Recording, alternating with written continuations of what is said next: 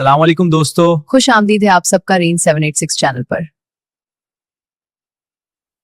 Rain 786 को subscribe करना ना भूलें। हाँ बिल्कुल, सब्सक्राइब करना मत भूलना, सपोर्ट करें और मजीद कंटेंट देखें। रेन 786 पर हम ज़हनी बीमारियों का बताएंगे इलाज। हाँ, ये एक बहुत इंपॉर्टेंट टॉपिक है। हम इसके कॉजेज और ट्रीटमेंट डिस्कस करें। ये चैनल उन लोगों के लिए है जो अपनी मेंटल हेल्थ, इमोशनल पेन और रूहानी सुकून की तलाश में है। आज के तेज दौर में बहुत से लोग स्ट्रेस, डिप्रेशन, एंजाइटी और तन्हाई का शिकार हो जाते हैं। कभी कभी इंसान को समझ नहीं आता कि उसके दिल और दिमाग में चल क्या रहा है। रेन 7 पर हम बात करेंगे। Mental health problems and emotional healing are important topics. जी हाँ, रूहानी बीमारी है। Exactly, these issues need awareness. ये चैनल उन लोगों के लिए है जो अपनी मेंटल हेल्थ, इमोशनल पेन और रूहानी सुकून की तलाश में है। आज के तेज दौर में बहुत से लोग स्ट्रेस, डिप्रेशन, एंजाइटी और तन्हाई का शिकार हो जाते हैं। आज के तेज दौर में बहुत से लोग स्ट्रेस, डिप्रेशन, एंजाइटी और तन्हाई का शिकार हो जाते हैं। कभी कभी इंसान को समझ नहीं आता कि उसके दिल और दिमाग में चल क्या रहा है। रेंज 786 पर हम बात करेंगे। हाँ, ये टॉपिक काफी इंटरेस्टिंग है। बिल्कुल, शुरू करते हैं। रूहानी बीमारियां और उनका इलाज। अगर आप किसी मुश्किल से गुजर रहे हैं, हर प्रॉब्लम का सोल्यूशन होता है। रूहानी बीमारियां और उनका इलाज। अगर आप किसी मुश्किल से गुजर रहे हैं, हर प्रॉब्लम का सोल्यूशन होता है। Mental health problems and emotional healing are important topics. जी हाँ, रूहानी बीमारी है। Exactly, these issues need awareness. यहाँ हम आपको देंगे helpful knowledge, simple healing tips, motivational stories और आपके सवालों के जवाब। चलिए इस मौजू को खोलकर समझते हैं। आज हमारी इस तफसीली गुफ्तगू का जो आगाज है ना, वो एक निहायत दिलचस्प और अहम मौजू से होगा। जी बिल्कुल। हम एक दस्तावेज पर गौर कर रहे हैं जो एक प्लेटफॉर्म के बारे में है। इसका नाम रेंज 786 है। अब बज़ाहिर ये शायद इंटरनेट पर मौजूद हजारों में से एक आम सी स्पेस लगे। सही। लेकिन जब इनकी फिलॉसफी को डीकंस्ट्रक्ट किया जाए तो ये मुकम्मल तौर पर एक डिजिटल सैंक्चुअरी यानी एक ज़हनी और रूहानी पनाहगाह होने का दावा करते हैं। अब हमारा बुनियादी मकसद आज ये खोलकर बयान करना है कि आज के इस तेज तरीन दौर में जहां हर तरफ मुकाबला और माशी दबाव है, वहां ये प्लेटफॉर्म नफ्सियाती और रूहानी मसाइल को अलग रखने के बजाय इन्हें एक साथ मिलाकर कैसे ट्रीट कर रहा है। यहाँ जो बात सबसे ज्यादा दिलचस्प है वो ये है कि इनका अप्रोच किसी रिवायती सेल्फ हेल्प ग्रुप जैसा नहीं है। यानी वो नहीं जो बस कह देते हैं कि मुस्बत सोचिए और सब ठीक हो जाएगा। हाँ, वाकई वो सुपरफिशियल एडवाइस नहीं है। एग्जैक्टली। इनका अप्रोच मसले की बिल्कुल जड़ तक जाता है। अगर हम इसको आज के दौर के अलमिये के हवाले से देखें तो इंसान बाज़ाहिर तरक्की की बुलंदियों पर है, और टेक्नोलॉजी और सोशल मीडिया की वजह से। जी, कम्युनिकेशन इंस्टेंट है हमारे पास। लेकिन अंदर से एक अजीब सा खला है, एक ऐसी बेसुकूनी और एंग्जाइटी है जिसको डिफाइन करना मुश्किल हो जाता है। दुनिया की तेज रफ्तार जिंदगी और तन्हाई ने इंसान के जहन और दिल को कमजोर कर दिया है। और ये बेसुकूनी अब इतनी आम है कि लोग इसे नॉर्मल समझने लगे। मैं यहाँ एक चीज़ समझना चाहती हूँ। दुनिया फास्ट पेस्ड है, हम सब जानते हैं, लेकिन लोग अपनी मुश्किलात दूसरों को बता क्यों नहीं पाते? दस्तावेज में आइसोलेशन का बहुत जिक्र है। ये बहुत गहरा सवाल है। इसकी एक बड़ी वजह हमारा अपना माशरती रवैया है। आजकल हर किसी ने अपनी जिंदगी का एक परफेक्ट वर्जन डिस्प्ले किया हुआ है। हाँ, फिल्टर लगाकर। बिल्कुल, फिल्टर लगाकर। तो इस परफेक्शन के प्रेशर में जब कोई अंदर से टूट रहा होता है ना, तो उसे लगता है कि ये उसकी ज़ाती नाकामी है। लोग डरते हैं कि उन्हें जज किया जाएगा या उन्हें वीक समझा जाएगा। रेन 786 का क़याम इन्हीं मसाइल को समझने और उनसे निकलने का रास्ता दिखाने के लिए अमल में लाया गया है। ये घुटन को ख़त्म करने की कोशिश है। अच्छा, जब हम इस आइसोलेशन और जहनी बीमारियों की फहरिस्त को दस्तावेज में देखते हैं तो उसमें depression, anxiety, stress, overthinking, panic attacks और नींद की कमी शामिल है। मैं हैरान हो रही थी कि ये सब कितने आम मसाइल हैं। हर दूसरा शख्स इनका शिकार है। और दस्तावेज का एक निहायत अहम नुक्ता यही है जो इस बात को उजागर करता है।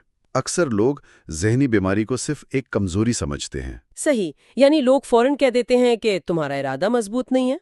हाँ, या ये कह देते हैं कि तुम्हारा ईमान कमजोर है। ये रवैया एक बीमार इंसान को मजीद गिल्ट में डाल देता है। दस्तावेज इस गलत फहमी को रद्द करती है। वो वाजे करती है कि ये एक हकीकत है जिसका इलाज मुमकिन है। इसे कमजोरी कहकर डिसमिस नहीं किया जा सकता।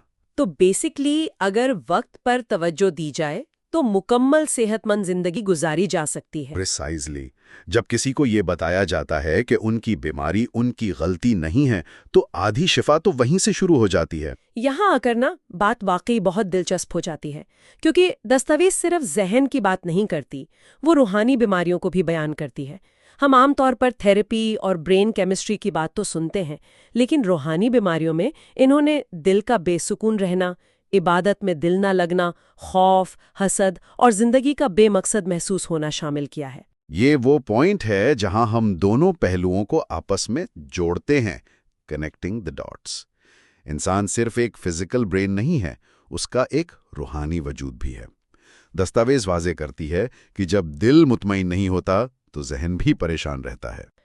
جب دل مطمئن نہیں ہوتا تو ذہن پریشان رہتا ہے۔ یہ بہت پاورفل سینٹنس ہے۔ یہ تو ایسے ہی ہے جیسے سافٹ ویئر ٹھیک ہو لیکن ہارڈ ویئر کی پاور سپلائی ڈسٹرب ہو رہی ہو۔ بڑی زبردست انالوجی ہے۔ اگر اندر سے کنیکشن لوز ہے تو سسٹم کریش کرے گا۔ اس کے روحانی علاج کے طور پر دستاویز میں قرآن، سنت، دعا، ذکر، مثبت سوچ اور خود احتسابی یعنی سیلف اکاؤنٹیبلٹی کا ذکر کیا گیا ہے۔ جب روح میں ٹھہراؤ آتا ہے تو دماغ کے لیے اپنے پریشان خیالات کو پروسیس کرنا آسان ہو جاتا ہے۔ لیکن یہ پریکٹیکلی کیسا لگتا ہے؟ ذہن اور روح کا علاج سننے میں اچھا لگتا ہے، مگر نفسیاتی مسائل کے عملی اثرات بہت تباہ کن ہوتے ہیں۔ رشتوں میں دوری آ جاتی ہے، غصہ، چڑچڑاپن، خود اعتمادی کی کمی، ایک شخص تنہائی پسند ہو جاتا ہے۔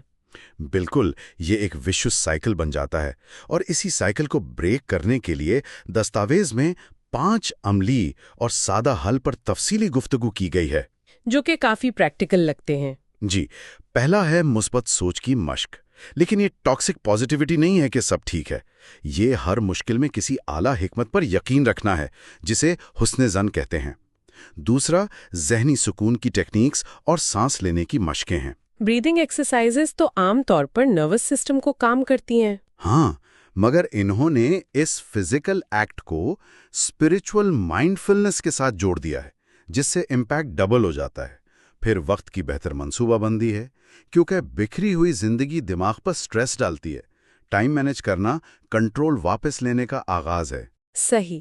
اور اس لسٹ میں ایک اور حل تھا جس نے میری توجہ کھینچی، خود سے محبت کرنا سیکھنا۔ آج کل سیلف لو ایک بہت بڑا بزورڈ بن چکا ہے نا، اکثر اس کا مطلب صرف پیمپرنگ لیا جاتا ہے۔ یہاں ان کا مطلب بالکل مختلف ہے۔ ان کے ہاں خود سے محبت کرنے کا مطلب نارسیسیات نہیں ہے۔ یہ اصل میں اپنے اندر کے اس ظالم کرٹک کو چپ کروانا ہے، اپنی غلطیوں کو معاف کرنا اور اپنے ساتھ اتنی ہی نرمی سے پیش آنا جتنی نرمی سے ایک بیمار دوست کے ساتھ پیش آیا جاتا ہے۔